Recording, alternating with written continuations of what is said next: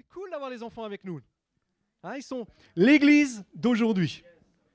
Considérons-les comme l'église d'aujourd'hui, pas comme l'église de demain. C'est tellement important. Quand Dieu veut les utiliser, on a lu, la semaine dernière, vous vous souvenez, on a lu, ou cette semaine, je ne sais plus maintenant, c'était hier, le psaume 8 qui dit, c'était hier, hein, par la bouche des enfants et de ceux qui sont à la mamelle, tu as fondé ta gloire. Amen. Dieu utilise les enfants. Donc, ce que je disais la semaine dernière, et on veut prendre du temps aujourd'hui, je pense que c'est un petit peu fort, Dominique. Éteins-le. C'est mieux comme ça? Ouais, c'est bon, merci. Je vais éteindre celui-là aussi. Donc, je disais la semaine dernière, vous m'entendez comme ça? Moi, je m'entends plus, c'est cool. On veut changer un petit peu la structure de l'église, on veut entrer dans quelque chose de nouveau, dans une dimension où on veut entrer dans quelque chose qui va nous conduire, je crois, je crois pas, je suis convaincu, dans une explosion de vie, dans une explosion pour la croissance, pour le développement, pour la multiplication. Et je sais que quand on parle de changement, c'est difficile. Je sais que pour certains d'entre vous, vous avez déjà dit, mais ça veut dire que le pasteur sera plus toujours là, etc. Hein? Et Ginette m'en a parlé cette semaine, je sais que d'autres en ont parlé, en disant, mais Luc sera plus là toutes les semaines, ou encore moins que d'habitude. Et le changement provoque dans nos cœurs, dans nos vies, dans les vies de chacun, quelque chose qui nous déstabilise. Quelque chose qui met une certaine anxiété, qui peut produire quelque chose qui de l'instabilité, des questions, d'accord, un inconfort. Mais sans inconfort, sans instabilité, sans question, on ne grandit pas, on ne se développe pas, on ne se multipliera pas.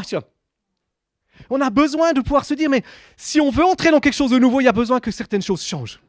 Cette semaine, on a lu ce passage de Matthieu 8, 16 et 17 où il est dit que personne ne met une pièce de drap neuf à un vieux vêtement, car le morceau tire sur le vêtement et il en résulte une déchirure pire. On ne met pas non plus du vin nouveau dans de vieilles outres. Autrement, les outres se rompent, le vin se répand, les outres sont perdues. Mais on met le vin nouveau dans des outres neuves et l'ensemble se conserve. La première des choses, c'est que si on n'opère pas des changements dans nos vies, si on n'opère pas des changements dans la structure de l'Église, on ne peut pas grandir. Et chose qui pourrait être pire, c'est que si on n'opère pas de changement, si Dieu veut déverser ce vin nouveau dans l'Église, et c'est ce qu'il veut faire, et qu'on garde notre vieille outre, on risque de perdre le vin nouveau et l'outre. C'est ce que la Bible dit. Hein, si on met du vin nouveau dans des vieilles outres, l'outre vieille explose. Et je crois qu'on a besoin de pouvoir se dire, mais si Dieu veut mettre, et je crois que Dieu veut mettre du vin nouveau dans l'Église, il y a quelque chose qui est en ébullition, qui est là. Mais on a besoin de transformer notre outre, de la voir être bouleversée, de la voir être développée, de la voir mettre dans quelque chose d'autre. Je crois que c'est une structure nouvelle que Dieu veut mettre pour nous en tant qu'Église. C'est aussi pour nous permettre d'arriver à une maturité nouvelle. Pas seulement l'Église, mais les uns et les autres. Parce que l'Église, ce n'est pas ce bâtiment. L'Église, c'est nos vies, c'est ta vie, c'est ma vie, c'est nous ensemble. Ça veut dire que Dieu est... Je ne sais plus si c'est moi ou quelqu'un qui mettait sur le WhatsApp cette semaine. Vous savez qu'on a un groupe WhatsApp, si vous n'êtes fait pas partie. Vous prenez le plan de lecture de prière, vous vous inscrivez, vous m'envoyez un SMS sur WhatsApp, vous dites « inscris-moi dans le WhatsApp ». Mais on peut réagir à ce qu'on lit, on peut réagir, on peut poser des questions, etc. Et on parlait, quand il y avait ce passage, de dire « mais on a besoin ». Ça veut dire qu'on a besoin de penser hors de nos boîtes. Et je crois que c'est Dominique qui disait « mais ce n'est pas facile ». Et c'est vrai, penser hors de nos boîtes, hors de nos habitudes, hors de ce qu'on connaît, c'est difficile. C'est compliqué. Parce que c'est des choses qu'on se dit, mais où est-ce qu'on va? Qu'est-ce qui va se passer? Comment est-ce que ça va se produire? Mais si on veut la croissance, on a besoin de ça. Je veux dire, cet inconfort, il est normal, il fait partie de tout processus de croissance. Pour les jeunes qui sont au milieu de nous, certains qui sont dans l'adolescence, ils sentent peut-être dans leurs muscles comme des douleurs constantes ou dans leurs articulations. Et si vous avez été ado un jour, et la plupart d'entre vous, vous l'avez été, vous avez eu ces périodes de vos vies où vous dites, mais qu'est-ce qui se passe dans mes bras, dans mes jambes? Je sens comme, c'est toujours une sorte de picotement qui est là, que ça m'inconforte. Et c'est des moments où tout d'un coup, notre corps, on ne sait pas pourquoi il grandit plus vite. Et puis, ça génère ces choses-là. C'est la même chose. Quand Dieu fait grandir, quand Dieu élargit, ça génère ces certains inconforts, cette certaine dimension-là. L'appel que Dieu a mis sur l'Église, depuis le début de l'Église, depuis, je crois que c'était la première ou la deuxième réunion, ou peut-être, en tout cas dans les premières semaines de l'Église, on a eu cette parole prophétique qui est venue et que j'aime répéter, qui disait « Comme l'eau d'Évian est une bénédiction pour les nations, je vous appelle à être une bénédiction pour les nations. » Et Philippe disait combien de millions? 6 millions par jour de bouteilles sortent de l'usine d'Évian. 6 millions de bouteilles sortent par jour de l'usine d'Évian. Donc quand Dieu dit qu'il veut qu'en tant qu'Église, on soit une bénédiction pour les nations, il a une vision. Une vision qui dépasse notre entendement, qui dépasse notre intelligence, qui dépasse même ce qu'on peut imaginer. D'accord? C'est ce que Dieu veut faire avec nous. Quand Dieu dit qu'il veut qu'on soit une bénédiction pour les nations, ça veut dire que Dieu met sur l'Église, a mis sur l'Église un appel apostolique. On a déjà parlé qu'on est une Église apostolique. Et quand on parle d'une Église apostolique, ça ne veut pas dire qu'on fait partie, Véronique, je suis désolé, c'est de la famille des Églises apostoliques, d'accord, mais ça veut dire qu'il y a un mandat apostolique qui est sur l'Église. Et je crois qu'on a besoin de pouvoir réaliser qu'une Église qui a un mandat apostolique, c'est une Église qui dépasse largement le cadre de notre petite Église locale et de notre petite région. Ce que Dieu veut faire avec nous en tant qu'Église, c'est impacter le monde. Une Église apostolique, elle n'est pas simplement une Église qui implante des églises. Pendant des années, je me suis dit, une Église apostolique, c'est une Église qui implante des églises. Et je vous ai souvent dit, on va implanter des églises. Et je le crois et j'en suis convaincu. Je sais qu'il y a des gens qui, au milieu de nous, vont partir pour aller implanter des églises. Et puis on va les envoyer. C'est Sonia qui dit depuis le début de l'église, elle dit, on est une église de passage. Ça veut dire qu'il y a des gens qui passent dans l'église, qui sont impactés, qui partent ailleurs et qui sont une bénédiction. Et on en a déjà vu qui sont partis de l'église et qui sont une bénédiction ailleurs. Plusieurs. On n'en a pas encore qui sont partis de l'église pour aller implanter ailleurs, mais ça va venir. Ça va se passer. Mais une église apostolique, c'est plus large que ça. Une église apostolique, elle n'implante pas seulement des églises. Une église apostolique, elle change le monde. Elle bouleverse le monde. Et c'est ce que Dieu veut faire avec nous. Il veut être une église qui bouleverse le monde. Et quand je vois, par exemple, Sophie qui est là et qui a à cœur de démarrer une école, et que j'écoutais ou je lisais cette semaine la lettre de Jean-Daniel Glauser. Vous vous souvenez, il est venu l'été passé, qui a eu la même vision que ça, d'implanter une école d'excellence au Burkina Faso. Et il disait, ses étudiants, 100% de ses étudiants ont eu le brevet, c'était un brevet national, je ne sais plus lequel, 100% de ses étudiants ont eu le brevet. Et un de ses étudiants a été le premier. Et dans la nation du Burkina, la moyenne de réussite à ce brevet-là, c'est 30% seulement. Ça nous montre l'impact que cette école a sur cette nation. Mais c'est aussi cette promesse, ce que Sophie va faire, ça va être un impact pas seulement sur notre petite région, d'accord, mais les étudiants qui vont passer dans son école, ils vont aller changer le monde. D'accord? Quand on voit l'appel que Dieu a mis sur la vie de Dominique, d'être une bénédiction, d'être là pour les autorités, ça dépasse notre petite autorité locale, monsieur le maire, monsieur Denay, monsieur Francina, d'accord? Mais c'est un appel qui va plus loin que ça, qui est là pour coacher aussi d'autres églises peut-être à savoir comment communiquer avec les autorités, mais avoir l'influence sur les autorités. Et notre rôle en tant qu'église apostolique, si Dieu envoie des gens comme ça dans l'église, il y a un but, il y a une raison. C'est pour qu'on soit un sujet de prière, un sujet de soutien, un sujet d'encouragement pour eux, pour qu'à leur tour, ils puissent aller. Quand je discute avec Adeline et Anthony, qui se disent, mais nous on a à cœur un jour de partir. C'est juste. C'est à moitié un secret, mais c'est plus un secret maintenant. Mais c'est de se dire, qu'est-ce qu'ils sont là? Ils sont là parce qu'ils sont là pendant un temps, ils veulent recevoir le maximum pour être envoyés, pour aller changer ailleurs. Et peut-être que pour d'autres, Johnny, il y a quelques années, qui me disait, j'ai un cœur pour l'Afrique, il y a quelque chose dans mon cœur qui brûle pour l'Afrique. C'est peut-être pas encore le temps, mais un jour, il va y aller. D'accord? Mais c'est notre responsabilité en tant qu'Église de préparer, déjà de le visionner et d'avoir la structure pour que ces hommes, ces femmes qui vont être là, vont être envoyés. Et oui, on va pleurer quand on va les envoyer. Oui, ils vont nous manquer. Mais dans la réalité, on va être réjouis parce qu'on voit l'œuvre de Dieu qui s'avance. On voit le royaume de Dieu qui s'avance. On voit des vies qui vont être changées, des cœurs qui vont être bouleversés.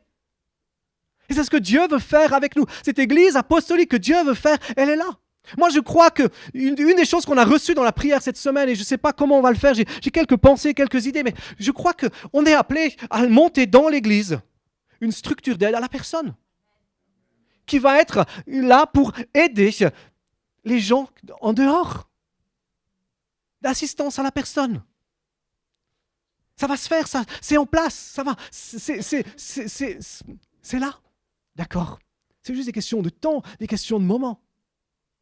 Cette dimension apostolique, elle est là pour ça. C'est se dire, on ne veut pas voir simplement notre petite communauté, on veut voir plus loin. On veut voir le monde qui nous entoure. On veut voir la gloire de Dieu se manifester. On veut voir le règne de Dieu s'avancer. Jésus dit que ton règne vienne. Ça veut dire quoi? Que le royaume de Dieu, littéralement, c'est que ton royaume vienne s'établir sur cette terre. Quand Jésus dit dans Matthieu 28, allez, faites de toutes les nations des disciples, c'est quoi? C'est faire des hommes et des femmes qui sont transformés par la vie de Jésus et qui bouleversent le monde autour d'eux. Cette semaine, je réfléchissais, je me disais, c'est 120 hommes et femmes dans la chambre haute. 120 hommes, 120 femmes qui étaient là, un petit peu shaken, un petit peu secoués parce qu'ils venaient de perdre Jésus, parce que 2 fois ils ont perdu Jésus. Et si ils ont perdu Jésus parce qu'il a été crucifié, il est mort, et ils ont perdu Jésus parce qu'il est monté au ciel. C'est 120 hommes, c'est 120 femmes qui étaient là. Hommes et femmes, quoi, ils étaient 120 en tout. Aucun d'eux n'aurait pu imaginer qu'est-ce qu'ils allaient faire. Aucun d'eux n'aurait pu imaginer qu'est-ce que ça voulait dire quand Jésus leur a dit « Allez, faites de toutes les nations des disciples. Soyez mes témoins à Jérusalem, en Judée, en Samarie, jusqu'aux extrémités de la terre. » Ils n'auraient pas pu imaginer ça, ils n'auraient pas pu penser. Qu'est-ce que ça veut dire? Ils disaient, mais qui est-ce qu'on est? On est juste des pécheurs, on est juste un ancien péager, on est juste quelqu'un qui a douté de Jésus. On est juste des gens qui ne sont pas des grands érudits, pas des gens qui ont des grandes capacités. Et pourtant, quelques dizaines, peut-être même pas une dizaine d'années après, on n'a pas exactement tous les temps, mais dans Acte 17, on voit qu'il est dit « Ceux qui ont bouleversé le monde sont aussi arrivés chez nous ». Ils n'ont pas simplement bouleversé Jérusalem, ils n'ont pas simplement bouleversé la Judée, pas simplement bouleversé la Samarie, ils ont bouleversé le monde. 120 hommes et 120 femmes qui ont fait le choix de dire « Je veux dépendre de Dieu », qui ont fait le choix de dire « Seigneur, ce que tu veux, je le veux », qui ont fait le choix de dire « Saint-Esprit, remplis-moi, inonde-moi ». Et quand ils ont été persécutés, quand ils sont entrés dans des temps difficiles, on le voit dans Acte 4 par exemple, qu'est-ce qu'ils ont fait? Ils ont prié, ils ont dit Saint-Esprit, on a encore besoin de toi. Et ils ont été de nouveau ranimés, ce feu, et ils ont fait la différence. Et c'est ce que Dieu veut faire avec nous. C'est ce que Dieu veut faire dans nos cœurs, dans nos vies. C'est ce que Dieu veut faire dans l'Église. Et le but, c'est de le connaître. Si on connaît Jésus, on fait ses œuvres. On ne veut pas connaître Jésus pour se dire oh, j'ai un ami génial. D'accord? On veut connaître Jésus pour faire ce qu'il nous demande de faire. On veut connaître Jésus pour aller là où il nous envoie.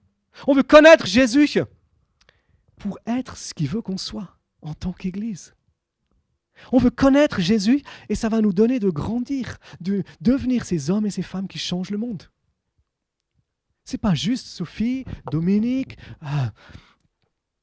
Adeline, Anthony, David, Elisabeth, Philippe, Sonia, Wilkins qui vont changer le monde. Mais c'est chacun d'entre nous qui allons changer notre monde, le monde dans lequel on est, notre entourage. On a besoin de se voir comme des hommes et des femmes qui changent le monde. Parce que Dieu vit en nous, parce qu'il nous appelle à ça. Une église apostolique, c'est une église qui n'est pas simplement fondée sur des principes et des doctrines. C'est une église qui est fondée sur du relationnel. C'est une église qui est une vraie famille. Une église avec des pères et des mères, avec des grands frères et des grandes sœurs. C'est une église qui met l'essentiel sur cette dimension de dire on est ensemble, on est unis, on est dans cette dimension relationnelle. On a le droit de ne pas être d'accord sur tout. Encore cette semaine, on en discutait avec Jérôme. Il y a des choses où on n'est pas d'accord ensemble. Mais on a fait un choix de dire on est unis ensemble, on a le même ADN. Ça, c'est une des caractéristiques de l'Église apostolique, c'est qu'on a le même ADN. Si on nous coupe, on est la même chose à l'intérieur. Parce qu'on sait où on va. On sait ce que Dieu veut faire avec nous. L'unité, c'est la clé dont on a besoin pour être ces hommes et ces femmes. Est-ce qu'on peut lire ensemble dans Éphésiens 4, 11 à 13 on va le lire dans la version du Summer. Je vais vous le lire dans la version du Summer, qui est un petit peu une version étendue comme ça, qui donne des clés pour l'unité, mais qui, Paul, dans cette épître aux Éphésiens, c'est réellement l'épître à l'Église. D'accord ? Et il donne quelques principes. Vous l'avez certainement, si vous êtes chrétien depuis de nombreuses années, vous l'avez entendu, vous l'avez réentendu, vous l'avez lu et relu. D'accord ? Mais ce que Paul dit, il dit simplement, c'est Dieu ou c'est Jésus qui a fait don de certains comme apôtres, d'autres comme prophètes, d'autres comme évangélistes et d'autres encore comme pasteurs et enseignants. Il a fait don de ces hommes pour que ceux qui appartiennent à Dieu, et j'aimerais dire, quand il dit ces hommes, ça veut aussi dire ces femmes. Hein? Ça, c'est important de reconnaître. Une église apostolique, c'est aussi une église qui reconnaît le ministère féminin. Hier soir, on discutait avec Kémy. Kémy disait quelque chose d'intéressant. Elle disait, le fait de ne pas vouloir reconnaître le ministère féminin, c'est se priver de la moitié des forces vives de l'église. C'est une stratégie du diable pour empêcher l'église d'être efficace. C'est simplement ça. Et ça, j'avais jamais vu ça comme ça. Je me suis dit, waouh, c'est excellent. Donc je vous le partage juste comme ça. C'était un petit nugget sans plus. Il fait don de ces hommes, donc ces hommes et ces femmes, pour que ceux qui appartiennent à Dieu soient rendus aptes à accomplir leur service en vue de la construction du corps de Christ. Ainsi, nous parviendrons tous ensemble à l'unité de la foi et dans la connaissance du Fils de Dieu à l'état d'adulte, à un stade où se manifeste toute la plénitude qui nous vient de Dieu. Paul donne une clé ici. Il dit les ministères, apôtres, prophètes, évangélistes, pasteurs et docteurs, ne sont pas pour gérer l'église locale. Ils sont là pour équiper les saints. Ils sont là pour former l'église pour l'œuvre du ministère. Ils sont là pour former des hommes et des femmes qui, à leur tour, vont faire le ministère. Et pendant des années, on a fonctionné dans une autre manière. Pendant des années, si tu veux mettre le verset 12 éventuellement, Pascal, pendant des années, on a fonctionné en se disant, les ministères sont là pour servir l'église, sont là pour faire tout ce qu'il y a à faire dans l'église. Alors que Paul dit clairement, ils sont là pour le perfectionnement des saints. Ils sont là pour équiper l'église. Ils sont là pour former l'église, pour que les hommes et les femmes, chacun, puissent entrer dans son appel, puissent entrer dans sa destinée, puissent entrer dans ce que Dieu veut faire. Et cette dimension apostolique dans laquelle on veut entrer, c'est ça. On veut être dans cette dimension où on dit, on veut former des hommes et des femmes qui vont faire l'œuvre du ministère. Et si tu crois que tu viens à l'église juste pour chauffer une chaise, ça ne joue pas. D'accord ? Parce que Dieu a plus que ça pour toi. Ce serait tellement dommage que tu restes juste là sur une chaise en disant « Je viens le dimanche et puis je fais partie de l'église et puis c'est ça. » Non, Dieu veut plus pour toi. Dieu veut t'utiliser pour bien davantage. Tu as tellement de choses à faire. Il t'a placé dans une entreprise spécifique. Il t'a placé dans un quartier spécifique. Tu dis « C'est moi qui ai choisi ma maison. » Non, c'est pas toi qui as choisi ta maison. Dieu t'a placé là dans un but. Il t'a placé dans ce quartier pour une raison. Avec un objectif. Et si on peut changer notre mentalité et se dire, mais ok, je suis là, mais il y a un but et il y a une raison que Dieu a choisie. Et j'ai besoin d'être équipé pour accomplir ce but. Et c'est pour ça que je viens à l'église. Moi, je crois qu'on a fini le temps où on vient à l'église. Une église apostolique, c'est les gens ne viennent pas à l'église pour être encouragés et bénis. Les gens viennent à l'église pour être équipés et formés pour aller dehors faire la différence. C'est ça une église apostolique. C'est une église où tu viens à l'église, où je viens à l'église en me disant, je veux rencontrer Dieu aujourd'hui parce que j'ai besoin de rencontrer Dieu, j'ai besoin d'être équipé, j'ai besoin d'être transformé. Trop de gens viennent à l'église en mode survie. Ah, vous savez, quand vous avez fait du l'apnée, puis vous sortez de l'eau, puis c'est comme si vous arrivez le dimanche, je respire tout ce que j'ai besoin de respirer pour vivre ma semaine. Puis le samedi, c'est là. Et puis, difficile, non. Tu viens à l'église pour être équipé, puis la semaine, tu fais la différence. Amen. C'est le changement qu'on veut vivre. C'est cette dimension qu'on veut là. Je veux dire, un des mensonges, ou peut-être pas un mensonge, mais peut-être, je parlais tout à l'heure de différentes boîtes qui sont là. Et qu'on peut avoir pendant des années. Ça fait longtemps que j'ai plus cette boîte, mais pendant des années, j'avais cette boîte de me dire, l'Église, c'est un pasteur, un berger, qui s'occupe du troupeau. Et puis, le troupeau, un bon pasteur, c'est un pasteur qui s'occupe bien du troupeau. Et le troupeau est heureux et réjoui. Il le mène dans un bon pâturage, il s'engraisse, il grossit, etc. Puis tout le monde est heureux si on a un pasteur qui fait bien ça. Et si on n'a pas un pasteur qui fait bien ça, on n'est pas heureux. D'accord ? C'est pour ça que certaines personnes ne sont pas forcément heureuses avec moi. Parce que ce n'est pas ce que je veux. Pas ma vision, ce n'est pas ce que je veux. On peut avoir une autre vision. On peut avoir, et je crois que c'est la vision de ce que c'est qu'une église apostolique, ce que Dieu veut faire, c'est de se dire, mais une église qui est comme cette église que je viens de citer, c'est une église qui est centrée sur elle-même, sur le bien-être de ses membres, le bien-être de ça, mais elle est préoccupée juste par ça. On met un enclos autour pour être sûr que le loup ne puisse pas venir, pour qu'il n'y ait rien qui vienne troubler la sérénité du troupeau. On peut avoir une autre vision. On peut se dire, le pasteur, le leader principal de l'église, il est comme celui qui est responsable d'un ranch. Vous savez, les ranchs, aux États-Unis, il y a des gros ranchs. Ils n'ont pas, ou même en France maintenant, il commence à y avoir des grands ranchs. D'accord ? Ils n'ont pas simplement 3 vaches et puis 2 moutons. Ils ont des milliers de vaches. Mais comment est-ce que ces milliers de vaches sont aussi bien occupées que si ils en avaient 5 ? Ils ont une autre mentalité, ils ont une autre manière de fonctionner. Au lieu de s'occuper de chaque brebis, le rancher s'occupe des bergers qui s'occupent, eux, des brebis. Et ce qui permet que ça change la donne. C'est une vision élargie. C'est une vision de croissance. C'est une vision de multiplication. C'est cette vision que je vous présentais la semaine passée. La première église avec le petit berger, c'est ça. D'accord ? Et si par malheur, il y a quelqu'un qui est ici, d'accord ? Et puis qui veut grandir, qui veut se développer dans le leadership, il ne peut pas le faire, parce qu'il n'y a pas la place pour sortir. D'accord ? Ou on peut se dire, et c'est ce qu'on veut être, voilà, c'est ce qu'on a parlé à l'Assemblée Générale déjà, on veut être une église comme ça. Il n'y a rien de nouveau. Tout ce que je vous dis là, il n'y a rien de nouveau de ce qu'on prêche depuis des années dans l'église, honnêtement. Honnêtement, il n'y a rien de nouveau. À moins que vous soyez récent dans l'église, mais sinon ça fait des années qu'on prêche la même chose. Différentes manières, mais on prêche la même chose. On veut être comme ça. Mon job, il est là. Mon job, c'est de donner la ligne et la vision de l'Église. Nous assurer qu'on reste dans l'unité de la foi.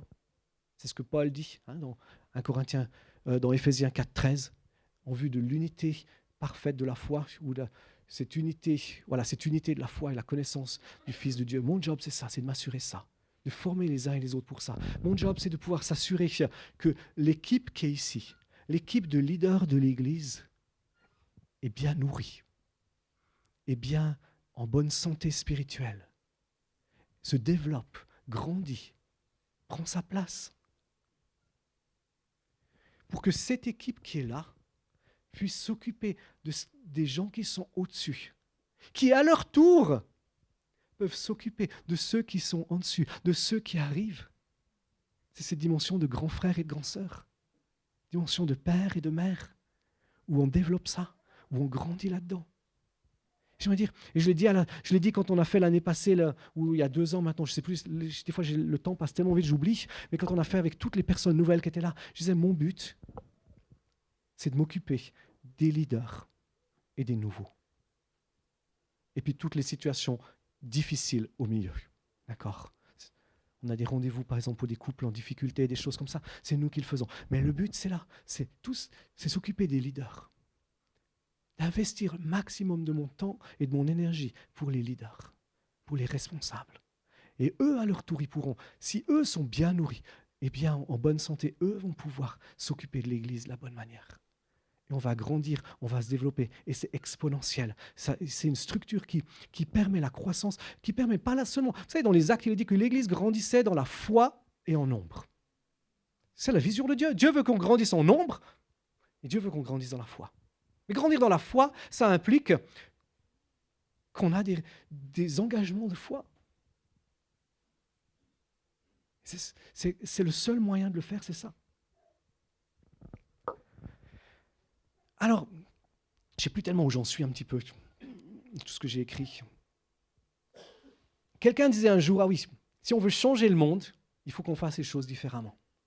J'aime cette phrase, quelqu'un disait un jour, si la folie, c'est de faire la même chose en s'attendant à un résultat différent. Aujourd'hui, on ne change pas encore le monde. Honnêtement. Si on veut le faire, on a besoin d'ajustement. Donc, ça peut sembler irrationnel. Le fait que je dise, OK, sur 3 dimanches, 2 dimanches, je serai à Ambi, 1 dimanche, je serai ici. C'est une saison, c'est un temps comme ça. Je ne vais pas vous dire que ce sera pour les 10 ans qui viennent, pour les 5 ans qui viennent, pour l'année qui vienne. Aucune idée. C'est une saison comme ça dans laquelle on rentre maintenant. 2 dimanches ici, non, 2 dimanches à Ambi, 1 dimanche ici, 2 dimanches à Ambi, 1 dimanche ici. D'accord ? Je reste le pasteur de l'église, je reste le leader principal de l'église. Je disais à ma femme, peut-être qu'il faudrait que j'enlève ce mot pasteur parce qu'il peut prêter parfois à confusion. Puis mettre simplement leader principal, elle me dit, ils comprendront, c'est pas qu'ils comprendront rien, mais elle me dit, tu dois garder le mot pasteur, elle me dit. Donc, je reste le pasteur principal de l'église. Je serai un petit peu moins là. Mais ça va permettre à l'équipe qui est là, l'équipe de leaders, de prendre plus de place. On discutait cette semaine encore avec Jérôme, il faisait la fin de son interview de stage pastoral, il va être consacré cette année, dans ce printemps, les dates sont encore à valider, etc. Mais Jérôme et Rachel vont être consacrés comme pasteurs, donc vous ne pourrez plus l'appeler pasteur stagiaire. Comme il aime que vous l'appelez, d'ailleurs. Souvent il dit non, je ne suis pas le pasteur, je suis pasteur stagiaire seulement. À partir du mois de quelque chose, il sera pasteur. D'accord ? Mais si il a pu se développer comme il s'est développé, c'est parce que je n'étais pas là tout le temps non plus. Si j'étais là tous les dimanches, il n'aurait certainement pas eu autant de... Au début, c'était pas toujours facile. Au début, c'était pas évident. Mais moi, je suis tellement fier de voir les progrès qu'il fait. Je suis tellement fier quand je regarde en vidéo, et puis que quand Stéphane, dans la vidéo, on voit la fin de sa présidence, et puis le début de la prédication, puis je vois comment il préside. Quand j'écoute comment il prêche, quand je regarde les réflexes pastoraux qu'il a, je me dis, c'est génial. Mais une des raisons, c'est parce que je n'étais pas tout le temps là. Et puis, ce n'était pas facile pour lui. Puis pour moi, ça m'a demandé de la confiance. Puis on veut continuer dans cette dimension-là. On veut grandir dans ces choses-là. On veut être des libérateurs de destinée. On veut libérer les uns et les autres pour entrer dans leur destinée. Ça va obliger. Et cette décision qu'on a prise, je veux dire, on l'a pas. C'est pas moi qui dis, on fait comme ça, d'accord ? On l'a prise à l'unanimité avec l'équipe de leaders de l'Église. Quand je dis l'unanimité, juste Jacques n'était pas là ce soir-là, donc quand on a pris la décision, mais tout le reste était là. Donc on l'a pris à l'unanimité ensemble. D'accord ? Avec cette prise de conscience, les leaders de l'Église, vous les avez, d'accord ? On les a mis, vous avez dans le nouveau bulletin, ils sont là avec leur numéro de téléphone, sauf celui de Jacques, parce que Jacques est tellement occupé que je n'ai pas mis son numéro de téléphone pour l'instant, mais vous avez tous les coordonnées des autres leaders de l'Église. D'accord ? Vous avez le droit de les appeler n'importe quand. D'accord ? Si vous devez appeler la nuit, surtout appelez-les eux. D'accord ? Vous appelez le 06 67 76 83 53, c'est John. D'accord ? Non, ils ont conscience que de par ces choix, de par ces décisions, ça va les obliger, ça va les impliquer à prendre plus de place. Ça va les impliquer à entrer dans une dimension pastorale plus grande. Ça va les impliquer à prendre plus de choses. David et Elisabeth vont entrer dans une dimension où ils vont faire plus de visites. En fait, c'est pas difficile, ils en faisaient à peu près pas. D'accord ? Non, mais c'est vrai, vous ne faisiez pas de visite pastorale officiellement. Non ? D'accord ? Donc, non, mais c'est dans la réalité, c'est si moi je fais les choses, Jérôme fait les choses, Rachel font les choses, les autres n'ont pas besoin de les faire. Mais si j'en fais moins, si Jérôme en fait peut-être, Jérôme printemps il est à peu près plus là. Quelqu'un lui a offert un voyage en Israël, il a droit à des vacances, d'accord ? Donc il va aller en Israël 3 semaines, c'est ça ? 2 semaines et demie ? 2 semaines ? 2 semaines ? Et puis après, faites pasteur. Et puis après, il va partir, on l'envoie pendant 1 mois en Angleterre dans une église pour faire un stage, aussi ça fait partie de son stage, mais pour améliorer son anglais, parce qu'après il va aller faire son école. Son école, elle sera en anglais pour qu'il puisse avoir le meilleur bénéfice de son école. Il sent qu'il a besoin d'améliorer son anglais, donc on l'envoie pendant 1 mois en Angleterre. Et puis après, on ne sait pas exactement quand il part, mais il part. Alléluia. Puis Dieu va en envoyer un autre. Amen. Peut-être Gauthier. Je dis peut-être parce que ce n'est pas encore ça, sûr à 100%, mais d'accord. David et Elisabeth vont s'engager dans des visites pastorales. D'accord. Philippe et Sonia ont tout ce qui est les enfants. Quand vous avez des questions ou des choses par rapport à vos enfants, tout ce qui est pastoral par rapport à vos enfants, Philippe et Sonia sont les bonnes personnes. Tout ce qui est lié à la famille. Vous pouvez aller voir Philippe et Sonia. Vous leur dites, Philippe, Sonia, est-ce qu'on peut? J'aimerais dire, vous savez, vous alliez me voir moi ou vous allez les voir eux. Pour les enfants, vous allez le temps d'aller les voir eux. Vous aurez des meilleurs conseils que ce que moi je peux vous donner. Parce qu'ils ont l'onction pour ça. Parce que Dieu leur a donné l'appel pour ça. Honnêtement. Donc, il faut reconnaître ces choses-là. Vous avez Jérôme, qui est toujours là, entre guillemets. John et Claire vont prendre plus de place aussi. D'accord, tout ce qui est couple aussi, ils veulent prendre une place aussi à ce niveau-là. Hein? Parce qu'ils ont un cœur pour les couples. Non seulement ils ont un cœur pour les couples, mais ils ont une expérience pour les couples. Aussi, Dieu leur a donné quelque chose à ce niveau-là. Et ils prennent, de la même manière que moi je prends un petit peu de recul, eux vont prendre un tout petit peu plus de recul par rapport au groupe de jeunes, puisqu'il y a Anne et Alexis. Et puis il y a Jordan qui se forme aussi. Et puis il y en a d'autres qui vont sûrement être levés. D'accord? Jacques, c'est encore un petit peu à voir comment il va prendre sa place, d'accord, mais une visite médicale, ça c'est sûr, mais ça va être mis en place aussi. Et aussi, il y a aussi toute la dimension des connect group. Les responsables de connect group, d'accord, ont ce job pastoral. Quand j'ai dit à Alexandrine ou Viviane qui est avec Alexandrine ou Julie et Jean-Paul qui ont un connect group et Céline, hein? Céline qui est chez Geneviève, qui a un connect group Céline, c'est-à-dire vous êtes les pasteurs des gens de vos connect group. Ça veut dire que tout ce qui est suivi pastoral de base, c'est eux qui peuvent le faire. Et l'objectif, c'est qu'on puisse développer ces connect group. On va bientôt en avoir un normalement, un de plus qui va s'ouvrir. Mais notre cœur et mon cœur, ce serait de dire qu'on puisse considérer par exemple le groupe Louange comme une sorte de connect group. Parce qu'on ne peut pas demander aux gens de faire 50 réunions par semaine. D'accord? Parce que c'est un groupe où ils sont ensemble, ils peuvent prier ensemble s'il y a un défi, s'il y a quelque chose. Ils sont pas simplement là pour répéter, mais ils ont besoin de passer du temps dans la présence de Dieu aussi. D'accord? Et puis le groupe de jeunes, c'est un connect group en soi, si on veut. D'accord? Etc. Puis on veut développer ça pour que tout le monde puisse être suivi, être épanoui, grandir et puis entrer dans son appel.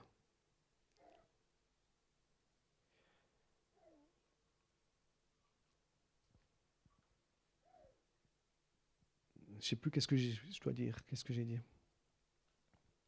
Donc oui, il y a une dimension de risque. Et j'en ai absolument conscience. Mais quelqu'un a dit un jour, la foi s'appelle risque. Et je crois qu'une église apostolique est une église qui fonctionne dans le risque. Sans risque, le royaume de Dieu n'avancera jamais. Sans prise de risque, le royaume de Dieu ne peut jamais se manifester. Et on est pleinement convaincu que ce mouvement en avant est ce que Dieu veut pour nous aujourd'hui. Donc Dieu est au contrôle du risque. Donc ça va jouer, ça va passer, ça va marcher. Oui, ça va demander des ajustements. Oui, pas de souci, sois béni dans ton travail, sois une bénédiction pour les gens que tu conduis dans ton bus aujourd'hui. Fais-leur des sourires. Tu changes le monde avec les gens que tu transportes. Surtout que les frontaliers sont heureux quand ils prennent le bus ces jours. Depuis jeudi, je ne sais pas pourquoi les frontaliers sont aussi heureux que ça. Hein? Ils viennent de gagner 20% de salaire en quelques heures, comme ça. Ça vaut la peine. À part pour ceux qui ont fixé le taux à 1,20. Ils sont coincés pendant quelques mois. Seigneur les bénisse. Je reviens à mon sujet. Donc cette structure, ça va demander de la patience, ça va demander des ajustements. Ce n'est pas quelque chose de fixe. Et si vous êtes là dans l'Église depuis quelques années, vous avez remarqué que rien n'est fixe dans l'Église. D'accord? Je crois qu'il y a toujours des ajustements, des changements, des choses qui se mettent un petit peu différemment. Je ne veux pas aller plus loin. Je vais simplement dire, si vous pouvez prier pour nous, prier pour l'Église, la prière à faire, elle se trouve dans le Proverbe 24:3. C'est ma prière presque quotidienne, c'est depuis une année environ. Il est dit, c'est par la sagesse qu'une maison se construit, par l'intelligence qu'elle s'affermit, par la connaissance que les chambres se remplissent de tous les biens précieux et agréables. Priez pour les leaders de l'Église, pour nous, qu'on ait la sagesse, qu'on ait l'intelligence et qu'on ait la connaissance de Dieu. Maintenant, avant d'aller plus loin, j'aimerais que dans un moment, on va prendre la Sainte Seine ensemble, on va prier pour les leaders de l'Église. On n'a jamais réellement prié pour eux en tant qu'équipe de leaders. J'aimerais qu'on puisse prier pour eux ce matin, mais avant, j'aimerais laisser la place si vous avez des questions ou des choses comme ça, des remarques. Comme ça, c'est aussi le moment. Bien sûr. Ah non, comment ça va ? Je voudrais juste rajouter une chose. Je me rends compte que souvent, les gens, ils sont un peu seuls avec leurs soucis. Ils sont isolés et parfois, ils ne savent pas à qui en parler. Il ne faut pas hésiter, en fait, à nous contacter. Moi, je me rends compte que j'ai du temps. Je ne travaille pas le vendredi après-midi et c'est vraiment un moment où je peux l'utiliser pour être là, pour écouter, pour partager, pour pas nécessairement prier si vous ne le souhaitez pas, mais juste pour être là avec vous. Donc je voudrais vraiment vous encourager pour ceux qui savent qu'ils sont seuls, qu'ils n'ont pas d'amis, qu'ils n'ont pas de famille, qui s'en sortent pas aussi. Parfois juste un moment d'échange, de partage, ça fait vraiment la différence. Alors je voulais vous dire ça. Je suis disponible le vendredi après-midi, donc n'hésitez pas à m'appeler.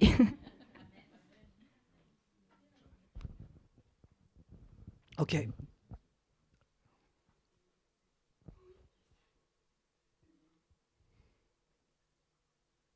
Vous avez le droit, si vous n'avez pas envie de poser votre question maintenant, vous avez le droit de la poser après, ou d'envoyer un mail, ou il n'y a pas de souci.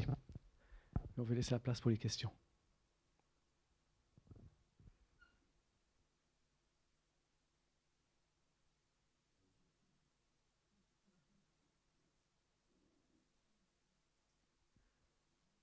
Oui, Pasteur Philippe. Alors moi, je rebondis un peu sur ce qu'a dit Elisabeth. Si vous vous sentez seul, puis si vous savez pas quoi faire, venez me voir. Moi, j'ai plein de choses à vous faire faire. Excellent, Philippe. On a besoin de monde aux écoles du dimanche, on a besoin de monde à Quartier Libre. Quartier Libre a besoin de monde, a besoin de davantage de monde pour développer la vision. D'accord ? Les écoles du dimanche, garderie, etc. Il y a réellement besoin de monde. Si vous avez des projets ou des visions, partagez-les aussi. Pas forcément maintenant, mais partagez-les, dire mais comment est-ce que l'Église peut être un soutien pour ces projets et ces visions ? Comment est-ce qu'on peut prier pour vous ? Et quand j'ai prié pour vous, ça ne veut pas dire que l'Église va prendre ces choses-là à son compte. Simplement, c'est de dire on veut simplement soutenir, on veut prier, on veut bénir.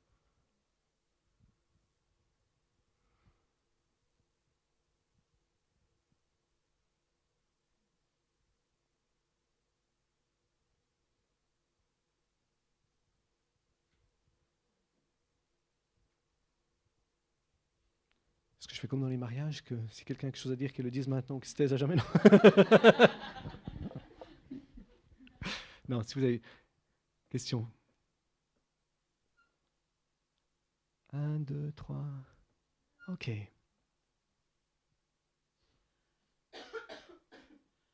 chose à dire? Je sais pas si tu as quelque chose à dire, je te demande.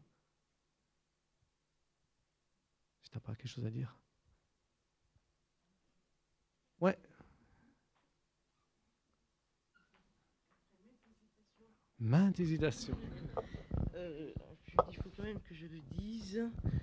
Il y a un jour où je priais pour l'église et j'ai eu cette vision où il y a un cadenas qui est mis sur la bouche de beaucoup de gens dans cette église par l'ennemi. Parce qu'il y a beaucoup de gens dans cette église qui ont une grande onction. Et pour que cette église ne bouge pas, il y a un cadenas. Or, cette église, elle est vouée, il y a une vision sur cette église pour aller très loin, pour pouvoir combattre, pour pouvoir vaincre, pour remporter beaucoup de choses. Mais il y a en fait une puissance qui met un cadenas sur la bouche de beaucoup de gens qui ont une onction, qui ne savent pas. Et puis, je me suis dit, il faut quand même que je le fasse. Non, je ne vais pas non plus participer à ce que l'ennemi fait pour me retenir, pour ne pas le dire. Et dimanche dernier, j'avais envie de le dire, je ne l'ai pas fait. Puis aujourd'hui, je me suis dit, non, zut, parce que j'ai prié pour ça, puis il faut qu'on prie tous ensemble pour que les choses explosent. Parce qu'il y a beaucoup de potentiel dans cette église, hein, dans le nom du Seigneur. Amen, merci Guylaine. Oui. C'est exactement ça. Si on veut que les uns et les autres entrent dans ce que Dieu a pour vous. C'est vraiment le cœur. Libéré. Peut-être que parfois on peut être maladroit, peut-être que parfois on ne sait pas tellement comment le faire, mais c'est ce qu'on veut, on veut libérer.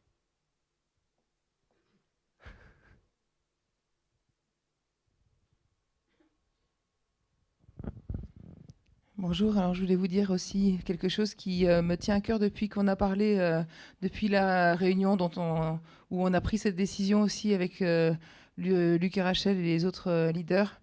En y réfléchissant bien, en fait, moi j'ai le mot serviteur qui me vient tout le temps dans la tête et je crois que c'est vraiment quelque chose que en tout cas moi, qui résonne dans mon cœur. On est là pour servir, on est là pour vous servir, pour servir tous ceux que Dieu veut mettre sur notre chemin. Et autant je pense pas être libre de pouvoir... J'ai beaucoup de disponibilité puisque en fait les enfants sont à l'école. Tous les enfants qu'on a à la maison sont à l'école pendant la journée. Donc j'ai beaucoup de temps. En même temps, je ne veux pas m'engager dans des choses qui sont régulières parce que je crois que le Seigneur veut vraiment...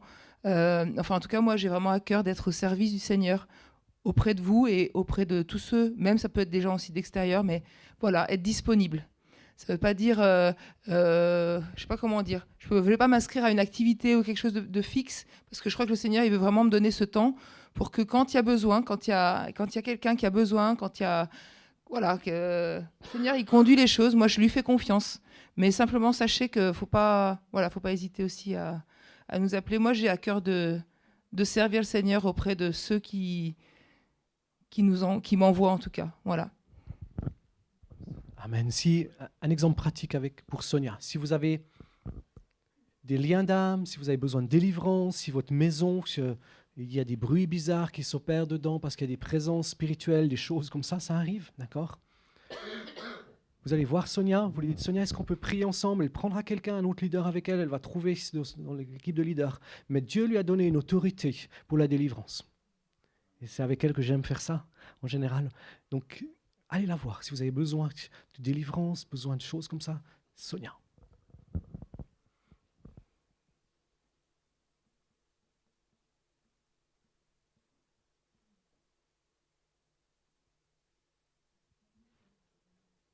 Ouais.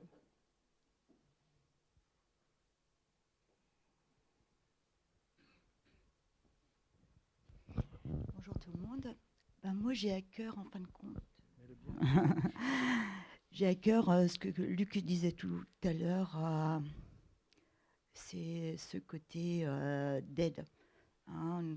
On a tous des gens autour de nous, même à l'église, qui ont besoin d'un coup de main ou d'être aidés par rapport à quelque chose ou autour de nous. Et c'est vraiment ce que j'ai à cœur depuis longtemps. Et voilà, je suis contente que ça ait été dit. Si vous avez un coup de main, vous allez voir Irma. Si vous voulez vous engager pour le ménage aussi de l'église, donnez un coup de main pour nettoyer l'église, vous allez aussi voir Irma, celle qui est responsable du ménage de l'église.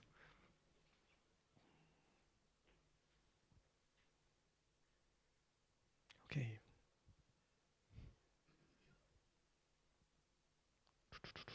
D'autres ?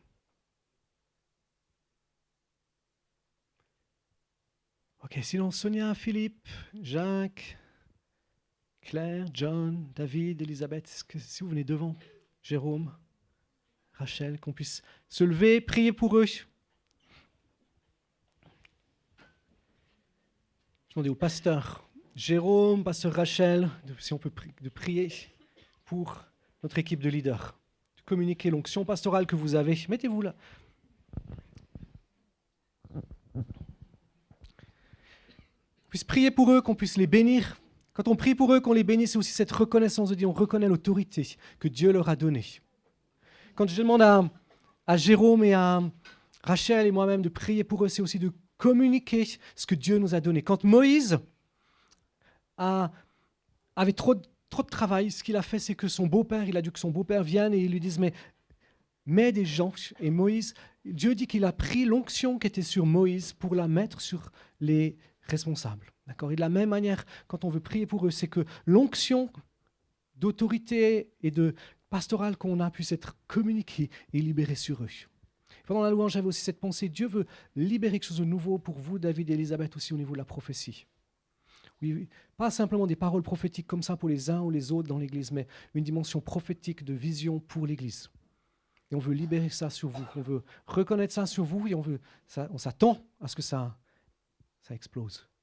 Amen. Jay, tu pries ?